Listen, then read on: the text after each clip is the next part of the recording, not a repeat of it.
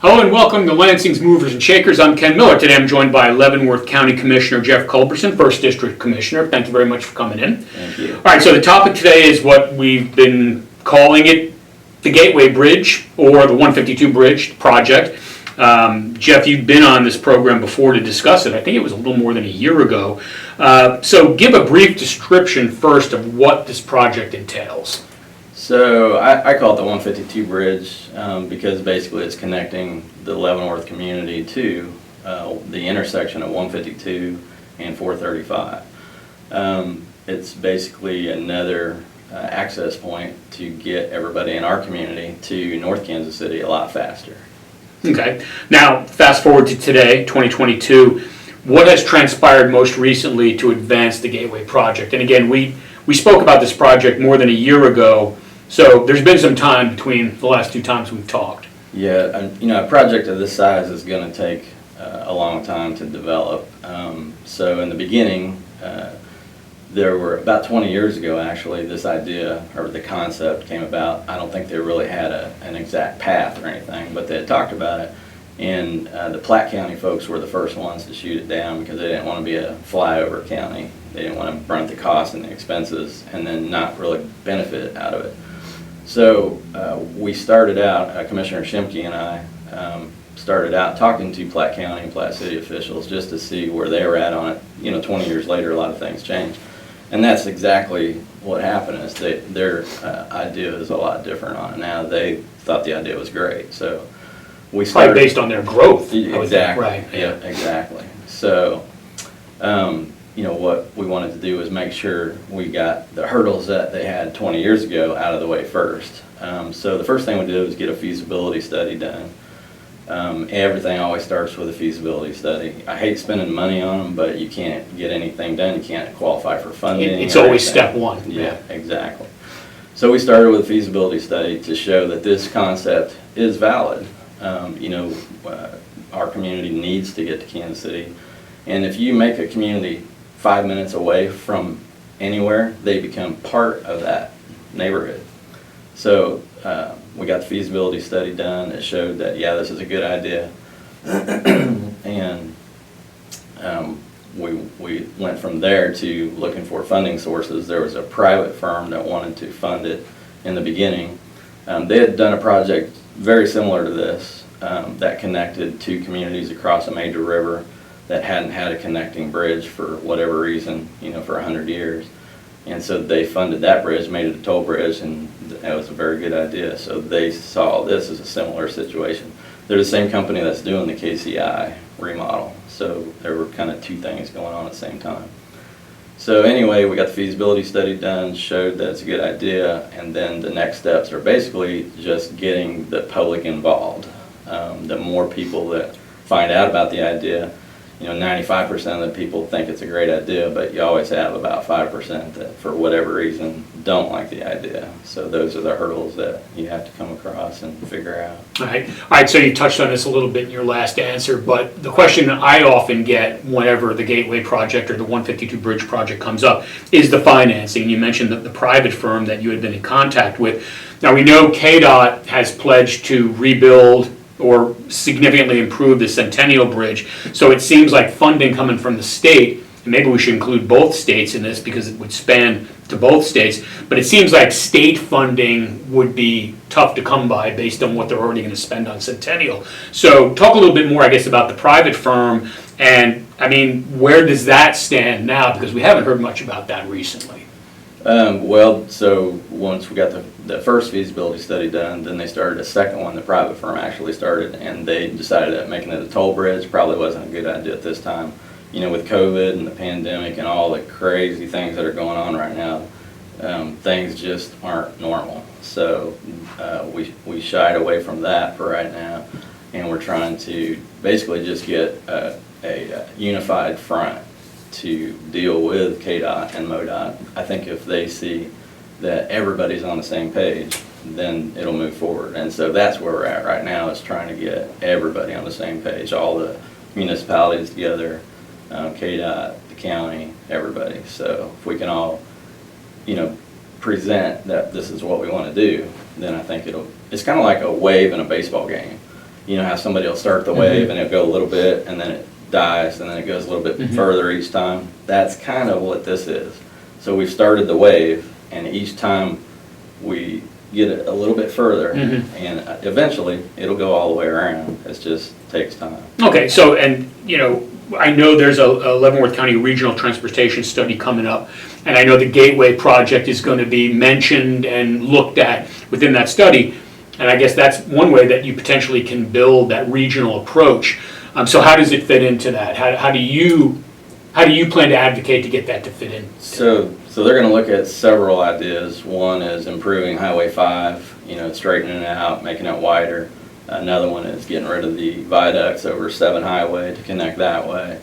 Another is to improve 92, you know, across the Centennial Bridge aspect of getting to Kansas City. And then this plan, 152 Bridge, is also in that regional transportation study.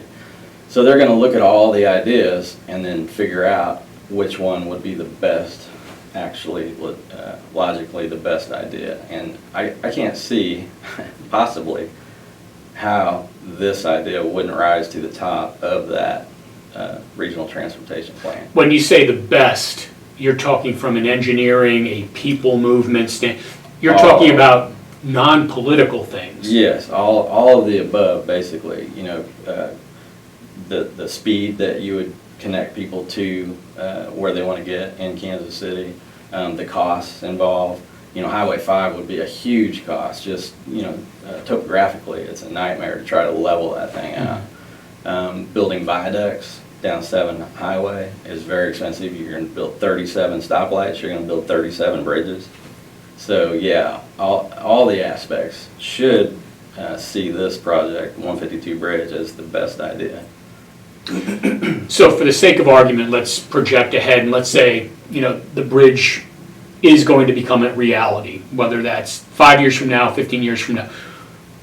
What does that mean from an economic development standpoint? I know when we talked more than a year ago, that was one of the more exciting selling points of this, is how it would open up, you know, basically the middle of Leavenworth County. But you've had a chance to look into that a little bit more than I have. What are some of the perks if that bridge were to be developed? Well, to me, this is an economic development plan. I mean, when you make people 5 minutes away from somewhere, they become part of that area. A good example is Oklahoma City. I've got a couple friends on city councils in Norman and Moore. And I noticed that through the real estate bubble that popped in 05, 08, they were insulated from those issues, and they've always been growing. And there's not really a lot there. They don't have lakes, they don't have mountains, but they're always growing. Oklahoma City has always been progressing. And I talked to them and asked them what their secret was, and they said, we basically built a highway, street, and road system that makes everybody 5 minutes from anywhere they want to be. They're 5 minutes from work, 5 minutes from the mall, 5 minutes from shopping, 5 minutes from the parks.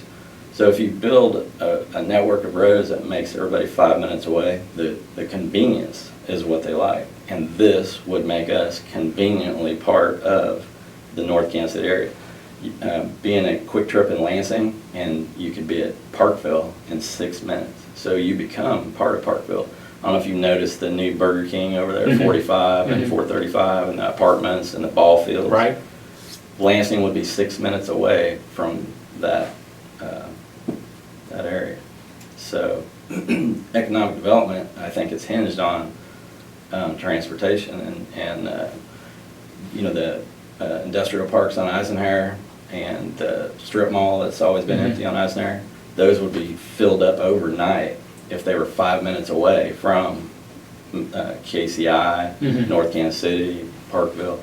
You know, I keep using the example of Liberty. I talked to Liberty City officials, and I noticed they were not growing until 152 connected them. And now, since 152 was built, and I talked to their city council members, and they said, yeah, we were able to lower our taxes and our mill levies because of the 152 connection directly affected our economic development. And let me play the devil's advocate there as somebody that used to go to Liberty quite often because my daughter went to William Jewell College, and I live in Kansas City, Kansas.